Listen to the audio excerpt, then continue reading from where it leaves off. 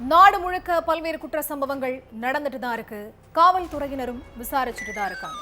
அது மாதிரியான குற்றங்களின் தொகுப்பு தான் நிகழ்தகவல்.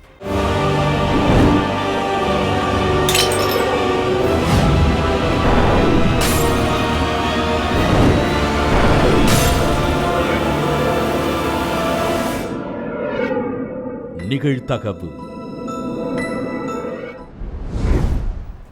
காதலனை விரட்டிவிட்டு காதலியை சீரழித்த கொடூரங்கள். காதலன் கண்முன்னே சிறுமியை விடிய விடிய கூட்டு பாலியல் வன்கொடுமை செய்த பயங்கரம். தண்ணீர் கேட்டு கதறிய சிறுமியை அடித்து துன்புறுத்தி சித்திரவதை செய்த கொடூரங்கள் யார் யார்? இருட்டுக்குள் இழிவேலையில் ஈடுபட்ட காட்டு மிராண்டிகள் சிக்கியது எப்படி? பின்னணி என்ன?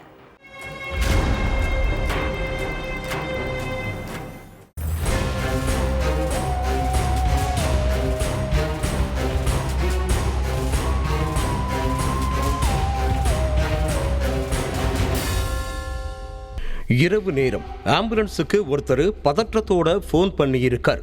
சார், புவனேஸ்வர்ல ஒரு சிறுமி கை கால்கள் கட்டப்பட்டு இரத்த காயங்களோட மயங்கி கிடக்கிறதாகவும் பக்கத்திலேயே இளைஞர் ஒருத்தர் மரத்துல கட்டப்பட்டு இருக்கிறதாகவும் சொல்லி இருக்கார். அடுத்த சில நொடிகளிலேயே அங்க ஆம்புலன்ஸ் வந்திருக்கு.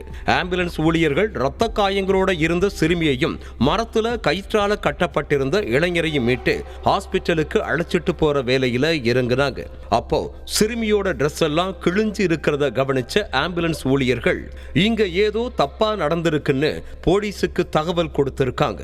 விஷயம் தெரிஞ்சு சம்பவ இடத்துக்கு வந்த போலீஸ்காரங்க மயக்கத்துல இருந்த 2 பேரையும் ஹாஸ்பிட்டலுக்கு அனுப்பி வச்சிருக்காங்க.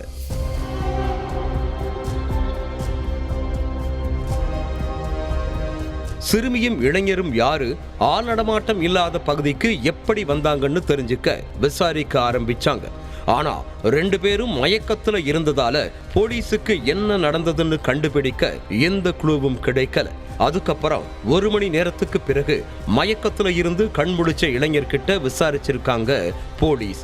என்னப்பா நடந்தது, நீங்க 2 பேரும் யாரு, உங்களை கட்டி போட்டது யாருன்னு கேட்டிருக்காங்க. அப்போ அந்த இளைஞர் அழுதுகிட்டே என்ன நடந்ததுன்னு சொல்லி இருக்கார். என்ன மரத்துல கட்டி போட்டு தன்னோட காதலியோட கை கால்களை கட்டி போட்டு என் கண் முன்னாடியே 3 பேரு மாறி மாறி பாலியல் வன்கொடுமை செஞ்சுட்டாங்க சார்னு கதறி இருக்காரு. ஒடிசா மாநிலம் புவனேஸ்வரை சேர்ந்த 20 வயசு இளைஞரும் 17 வயசான சிறுமியும் சாலையோரத்தில் நின்று பேசிட்டு இருந்திருக்காங்க. அப்போ அங்க வந்த 2 இளைஞர்கள் பேசிக்கிட்டு இருந்த காதலர்களை சரமாரியா தாக்கி இருக்காங்க. அதிலும் குறிப்பா காதலனை சகட்டு மேனிக்கு அடிச்சு உதைச்சு காயப்படுத்தி இருக்காங்க. அங்க இருந்த சிறுமியோட கை கால்களை கயிற்றால கட்டி பாலியல் வன்கொடுமை செஞ்சிருக்காங்க. தடுக்க வந்த காதலனை பக்கத்துல இருந்த மரத்துல கட்டி போட்டுட்டு காதலன் கண் முன்னாடியே காதலியான சிறுமிய மாறி மாறி நாசம் பண்ணி இருக்காங்க. அந்த நபர்களோட பிடியில இருந்து நகர முடியாத அந்த சிறுமி தண்ணீர் கேட்டு கதறி இருக்காங்க. ஆனா அப்போதும் மனமிறங்காத அந்த கொடூரன்கள் ஈவு இறக்கவே இல்லாம அந்த சிறுமிய சிதைச்சு சின்னாபின்னமாக்குனதோட அத செல்போன்ல வீடியோவும் எடுத்திருக்காங்க. அத்தோட இத வெளியில யாருக்கிட்டையாச்சும் சொன்னா செல்போன்ல இருக்கிற வீடியோவை நெட்ல விட்டுருவோன்னு சொல்லி மிரட்டி இருக்காங்க.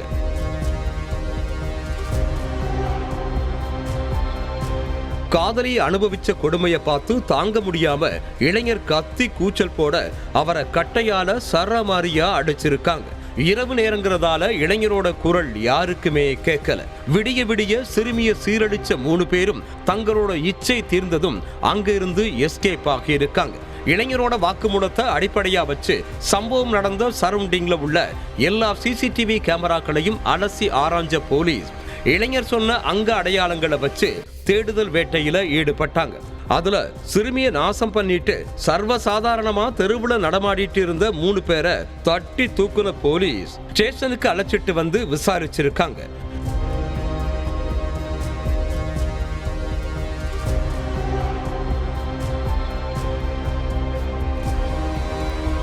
அப்போ சார், எங்களுக்கு எதுவுமே தெரியாதுன்னு அந்த பொண்ணை பார்த்தது கூட கிடையாதுன்னு சொல்லி இருக்காங்க.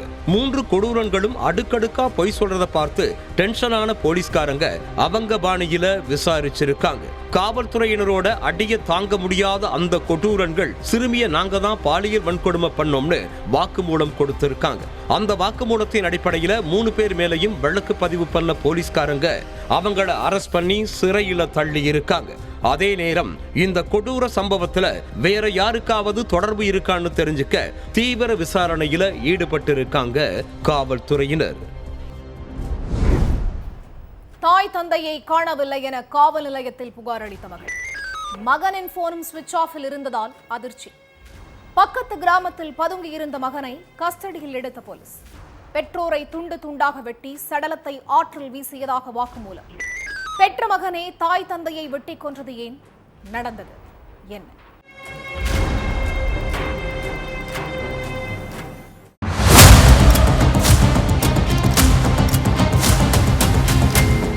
டிசம்பர் 13ஆம் தேதி ஜாஃபராபாத் போலீஸ் ஸ்டேஷனுக்கு போன வந்தனாங்கிற பெண் தன்னோட அப்பாவையும் அம்மாவையும் 2 நாட்களா காணோம்.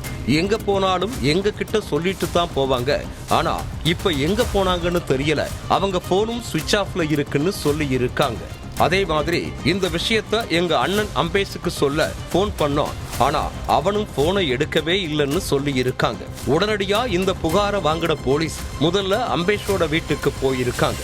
அப்போ அவரு அங்க இல்ல. இதனால 3 தனி படைகளை அமைச்ச போலீஸ் மாயமான 3 பேரையும் தேட ஆரம்பிச்சாங்க. முதல்ல அம்பேஷோட செல்போன் சிக்னலை ஆய்வு செஞ்ச போலீஸ் அவர் எங்கெல்லாம் பயணிச்சிருக்காருங்கிறத பார்த்திருக்காங்க. அப்போ தந்தை ஷியாம் பகதூர் வீட்டுல காட்டுன அவரோட செல்போன் சிக்னல் அடுத்த கொஞ்ச நேரத்துல கோமதி ஆற்று பகுதியில காட்டியிருக்கு. அதுக்கப்புறம் அவரோட போனும் சுவிட்ச் ஆஃப் ஆகி இருக்கு. இதனால இந்த வழக்குல ஏதோ ஒரு மர்மம் ஒளிஞ்சிருக்குன்னு நினைச்ச போலீஸ் ஷியாம் பகதூரோட வீட்டுக்கு போய் ஆய்வு பண்ணியிருக்காங்க.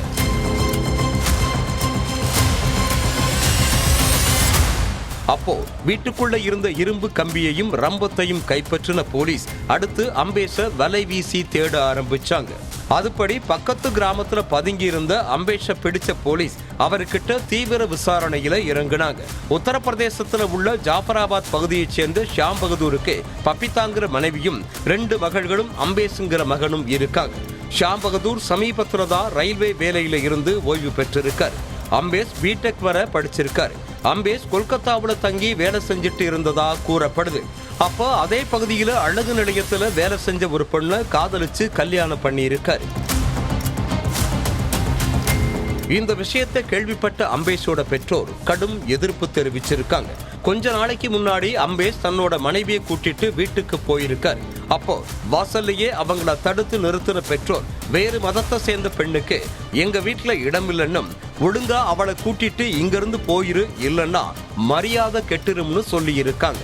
அப்போ தந்தை ஷியாம் பகதூர் நீ வேற மதத்தை சேர்ந்த பொண்ணை கல்யாணம் பண்ணிக்கிட்டதால இந்த சொத்துல உனக்கு பங்கு கிடையாது, என் சொத்து எல்லாம் என்னோட 2 மகள்களுக்கு தான் சொந்தம்னு சொல்லி இருக்காரு. இது அம்பேஷ கோபத்துல ஆழ்த்தி இருக்கு. அதுக்கப்புறம் 2 பேரும் அங்கிருந்து கிளம்பி வேறொரு கிராமத்துல வாழ ஆரம்பிச்சுட்டாங்க.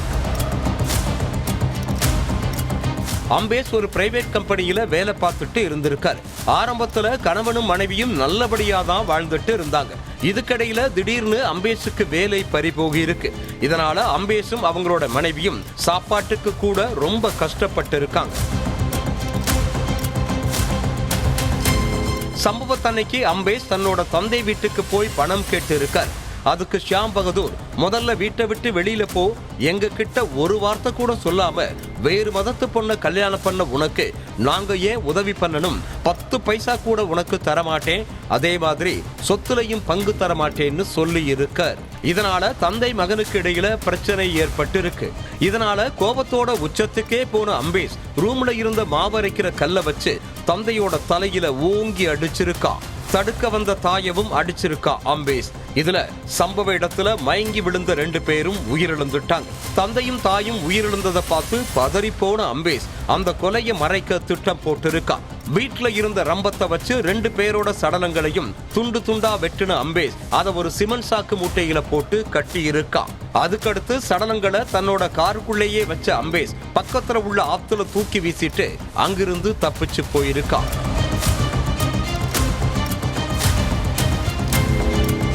விசாரணையோட முடிவுல எல்லா உண்மைகளையும் தெரிஞ்சுக்கிட்ட போலீஸ் அம்பேஷை அரெஸ்ட் பண்ணி இருக்காங்க. அடுத்து அவன் சொன்ன தகவலை வச்சு தாய் தந்தையோட சடலங்களை தேடிட்டு இருக்காங்க போலீஸ். நடுவீட்டில் தந்தை மகனுக்கு இடையே ஏற்பட்ட வார்த்தை தலையணையால் தந்தையின் முகத்தை அமுக்கி கொடூரமாக கொலை செய்த மகன். தப்பி ஓட முயற்சித்த மகனை சுற்றி வளைத்து பிடித்த அக்கம் பக்கத்தினர். தந்தைக்கும் மகனுக்கும் இடையே என்ன பிரச்சனை? தந்தை கொலை செய்யப்பட்டது ஏன்? நடந்தது என்ன?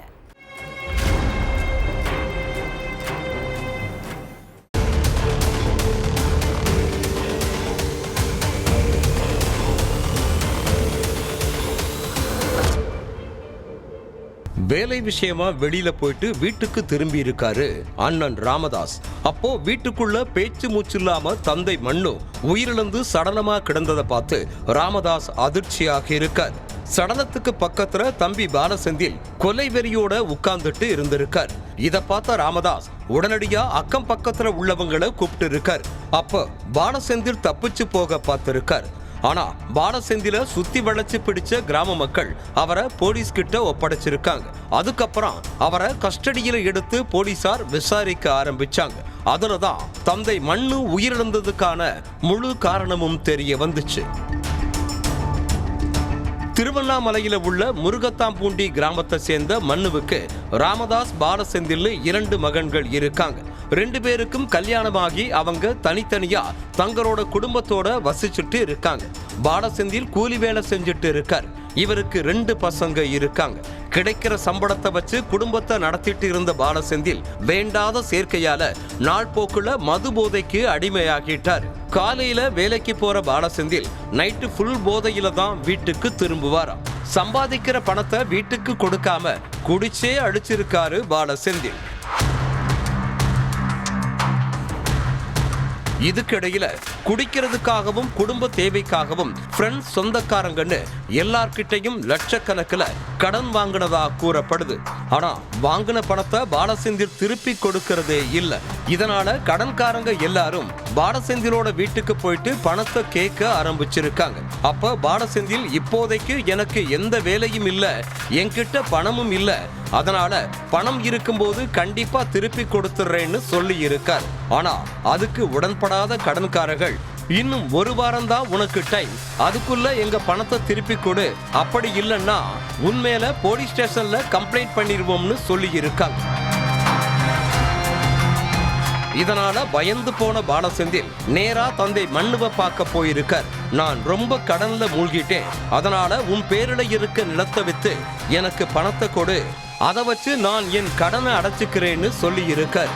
அதுக்கு மண்ணு, நீ குடிச்சிட்டு ஊர் சுத்துவ, ஒழுங்கா வேலைக்கு கூட போக மாட்ட, நீ வாங்கின கடனுக்கு நான் ஏன் நிலத்தை விற்கணும், நிலத்தை எல்லாம் என்னால விற்க முடியாதுன்னு சொல்லி இருக்கார்.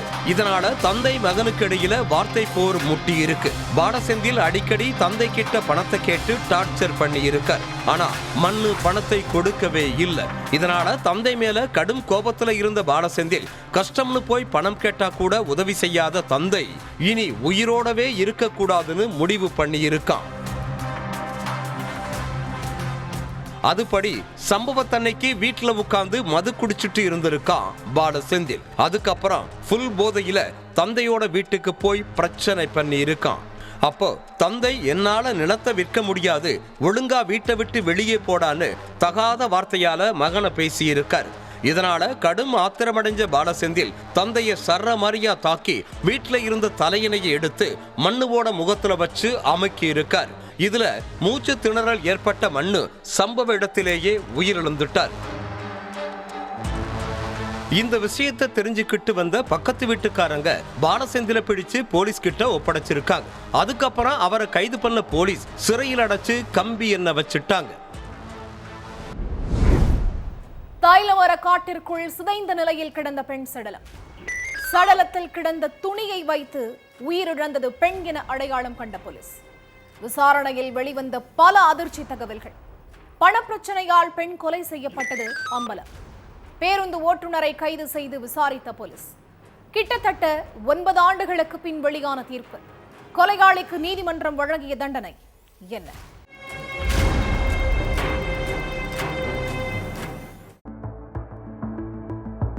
தைலமர காட்டுப்பகுதி வழியா கிராம மக்கள் நடந்து போயிட்டு இருந்தாங்க. அப்போ நடு காட்டுக்குள்ள சிதைஞ்சு போன நிலையில பாதி உடலாகவும் பாதி எலும்பு கூடாவும் சடலம் ஒண்ணு கிடந்திருக்கு. இத பார்த்த கிராம மக்கள் போலீஸ் ஸ்டேஷனுக்கு போன் பண்ணி தகவலை சொல்லி இருக்காங்க. உடனடியா சம்பவ இடத்துக்கு போன போலீஸ் எலும்பு கூட மீட்டு இருக்காங்க. அடுத்து சுற்றுவட்டார கிராமத்து மக்கள் கிட்ட இந்த கிராமத்துல யாராச்சும் காணாம போயிருக்காங்களா, இந்த எலும்பு கூடு எத்தனை நாளா இங்க கிடக்குதுன்னு கேட்டு இருக்காங்க. அதுக்கு கிராம மக்கள் கிட்ட இருந்து எந்த ஒரு துப்பும் கிடைக்கல. அதுக்கடுத்து சடலத்துல இருந்த துணிகளை கைப்பற்றின போலீஸ் இது யாரோட துணி, இந்த துணியை அடிக்கடி யாரு அணிஞ்சிருப்பாங்கன்னு கேட்டு இருக்காங்க. ஆனா அதுக்கும் கிராம மக்கள் கிட்ட இருந்து எந்த ஒரு பதிலும் கிடைக்கல. இதனால சுற்றுவட்டார பகுதியில உள்ள போலீஸ் ஸ்டேஷன்ல ஏதாவது மிஸ்ஸிங் கேஸ் ஃபைல் ஆகி இருக்கான்னு பார்த்திருக்காங்க போலீஸ். அதுல 20 நாளைக்கு முன்னாடி துரைசாமிங்கிற நபர் தன்னோட மனைவியை காணும்னு புகார் அளிச்சிருந்தார். இதனால அவரை கூட்டிட்டு வந்த போலீஸ் சடலத்துல இருந்த துணிகளை காட்டி இது உங்க மனைவியோட துணியான்னு கேட்டு இருக்காங்க. அப்போ இது என் மனைவி துளசி அம்மாளோட சேலைன்னு சொன்ன துரைசாமி அங்கேயே கதறி அழுது இருக்கார். இதனால உயிரிழந்தது துளசி அம்மாள்னு கன்ஃபார்ம் பண்ண போலீஸ் அவங்கள யாரு கொலை செஞ்சாங்கன்னு விசாரிக்க ஆரம்பிச்சாங்க. முதல்ல அவங்களோட செல்போன் நம்பரை கைப்பற்றின போலீஸ் துளசி அம்மாளுக்கு யார் அடிக்கடி போன் பண்ணா யார்கிட்ட இருந்து லாஸ்ட் கால் வந்திருக்குன்னு பார்த்திருக்காங்க. அதுல ஜெயபால்ங்கிற நபரோட நம்பரை காட்டி இருக்கு. இதனால அவர் மேல சந்தேகம் அடைஞ்ச போலீஸ் அவரை கஸ்டடியில எடுத்து விசாரிச்சிருக்காங்க. புதுக்கோட்டையில உள்ள ரகுநாதபுரம் கிராமத்தைச் சேர்ந்த துரைசாமி துளசியம்மாள் தம்பதிக்கு குழந்தை இல்லைன்னு கூறப்படுது. இதனால துரைசாமி வேற ஒரு பெண்ணை கல்யாணம் பண்ணிக்கிட்டார். கணவன் வேற ஒரு பொண்ணை கல்யாணம் பண்ணிக்கிட்ட சோகத்துல இருந்த துளசியம்மாள் தனிமையில வாழ ஆரம்பிச்சிருக்காங்க. இவங்க சத்துணவு அமைப்பாளராகவும் வேலை பார்த்துட்டு இருந்தாங்க. இதுக்கடையில இவங்களுக்கும் பிரைவேட் பஸ் டிரைவரான ஜெயபாலுக்கும் பழக்கம் ஏற்பட்டு இருக்கு. ஆரம்பத்துல நார்மலா பேச ஆரம்பிச்சவங்க அதுக்கடுத்து நட்பா பழகி இருக்காங்க. அதுக்கடுத்து 2 பேரும் க்ளோஸ் ஃப்ரெண்ட்ஸாவும் இருந்திருக்காங்க. அப்போ துளசியம்மாள் கிட்ட இருந்து 3 லட்சம் ரூபாயை கடனா வாங்கின ஜெயபால் அந்த பணத்தை அரசு பஸ் ஓட்டுநர் வேலைக்கு கட்டி பணியில சேர்ந்திருக்காரு. அதுக்கப்புறம் கொஞ்ச நாட்கள் கழிச்சு துளசியம்மாளுக்கு பண தேவை ஏற்பட்டு இருக்கு. அப்போ ஜெயபாலுக்கு போன் பண்ணி பணத்தை கேட்டு இருக்காங்க. அதுக்கு ஜெயபால் என்கிட்ட இப்ப சுத்தமா பணம் இல்லைன்னு சொல்லி இருக்காரு. ஆனா துளசியம்மாள் எனக்கு கண்டிப்பா பணம் வேணும்னு சொல்லி ஜெயபாலை டார்ச்சர் பண்ணி இருக்காங்க. ஆனா ஜெயபால் ஏதேதோ காரணம் சொல்லி தட்டி கடிச்சிருக்காரு. இதனால அவங்க 2 பேருக்கும் இடையில பிரச்சனை ஏற்பட்டு இருக்கு. சம்பவத்தன்னைக்கு துளசி அம்மால அங்க உள்ள தைலமரக்காட்டுக்கு பண விஷயமா பேச கூப்பிட்டு போயிருக்காரு. அப்போ துளசி அம்மாள் நீ என்னோட 3 லட்சம் ரூபாயை கொடுக்கணும், அப்படி இல்லைன்னா உண்மையில போலீஸ் ஸ்டேஷன்ல புகார் அளிச்சிருவேன்னு சொல்லி இருக்காங்க. இதனால கோபமான ஜெயபால் மறைச்சு வச்சிருந்த கத்தியை எடுத்து துளசி அம்மாள சரமாரியா கத்தியால குத்தி கொன்னு இருக்காரு. அதுக்கடுத்து துளசியம்மாள் கழுத்துல இருந்த 5 சவரன் தங்க நகையை எடுத்துட்டு அங்கிருந்து தப்பிச்சு போயிருக்காரு ஜெயபால். ஆனா கிராம மக்கள் மூலமா சடலம் கிடக்கிறத தெரிஞ்சுக்கிட்ட போலீஸ் விசாரணை பண்ணி பஸ் டிரைவர் ஜெயபாலை அரெஸ்ட் பண்ணி இருக்காங்க. இந்த வழக்கு புதுக்கோட்டை மகிழா நீதிமன்றத்துல நடந்துட்டு இருந்தது. கிட்டத்தட்ட 9 வருஷங்கள் கழிச்சு இப்ப தீர்ப்பு வெளியாகி இருக்கு. அதுல ஜெயபாலுக்கு ஆயுள் தண்டனை வழங்கி நீதிமன்றம் தீர்ப்பு வழங்கி இருக்கு. கணவருடன் கோபித்துக் கொண்டு பல மாதங்களாக தாய் வீட்டிலேயே இருந்த மனைவி சமாதானப்படுத்தி வீட்டிற்கு அழைத்து வரச் சென்ற கணவர் எவ்வளவோ கெஞ்சி கூத்தாடியும் மறுத்த மனைவி. கணவனின் டார்ச்சரை தாங்க முடியாமல் மனைவி செய்த பயங்கரம். கணவனுடன் மனைவி வாழ மறுத்தது ஏன்? நடந்தது என்ன?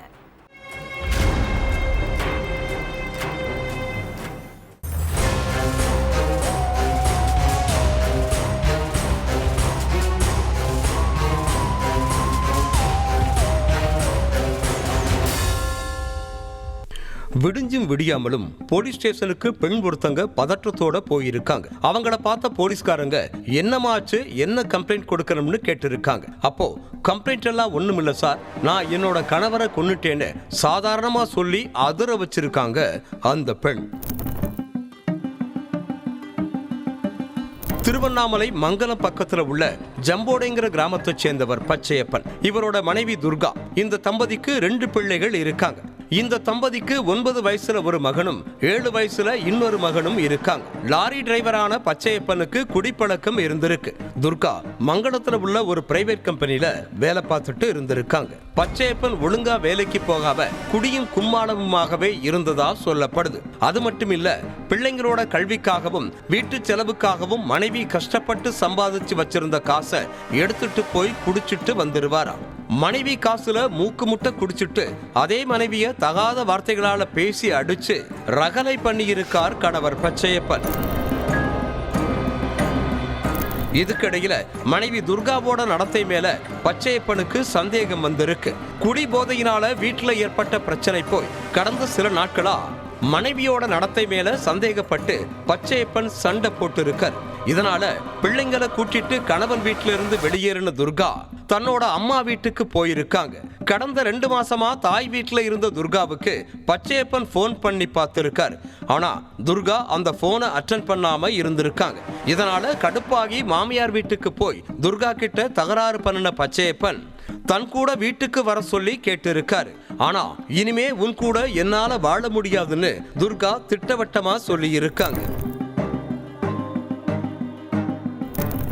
சம்பவத்தன்னைக்கு துர்கா தன்னோட அம்மா கூட பக்கத்துல உள்ள கடைக்கு போயிருக்காங்க. இதை தெரிஞ்சுக்கிட்டு அங்க போன பச்சையப்பன், என் கூட வந்து வாழ மாட்டேன்னு சொன்ன நீ இந்த உலகத்திலேயே வாழக்கூடாதுன்னு சொல்லி மனைவி துர்காவை அடிக்க பாஞ்சிருக்கார். அப்போ கோபத்தோட உச்சிக்கே போன துர்கா கணவன் பச்சையப்பன் கழுத்துல போட்டிருந்த துண்டால அவரோட கழுத்தை வெறி கொண்டு நெரிச்சிருக்காங்க. பச்சையப்பன் ஐயப்பன் சுவாமிக்கு மாலை போட்டிருந்த துண்டாலேயே அவரோட கழுத்தை நெரிச்சதுல சுருண்டு விழுந்திருக்கார்.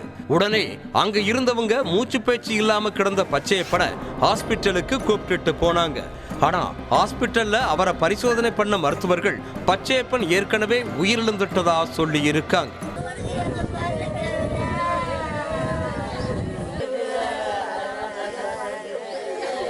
மருத்துவர்கள் கணவன் உயிரிழந்துட்டதா சொன்னதும் பதறிப்போன மனைவி துர்கா நேரா ஸ்டேஷனுக்கு போய் சரணடைஞ்சு நடந்த உண்மைகள் எல்லாத்தையும் சொல்லி இருக்காங்க. அதுக்கு பிறகு கணவனை கொலை செஞ்ச மனைவி துர்கா மேல கொலை வழக்கு பதிவு செஞ்ச காவல்துறையினர் அவங்கள அரெஸ்ட் பண்ணி தொடர்ந்து விசாரணை பண்ணிட்டு இருக்காங்க. அப்பா உயிரிழந்துட்டாரு, அம்மாவும் கொலை கேஸ்ல ஜெயிலுக்கு போயிட்டாங்க. இப்போ அப்பாவியான 2 மகன்கள் தான் பெற்றோர் ஆதரவு இல்லாம பரிதவிக்கிற நிலைக்கு ஆளாகி இருக்காங்க.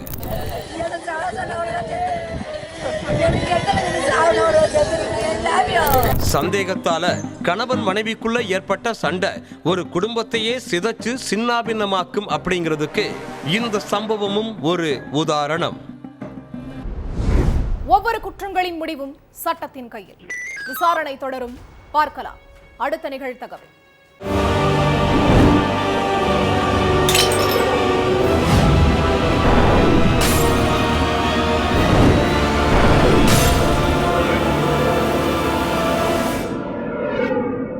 நிகழ்தகவு.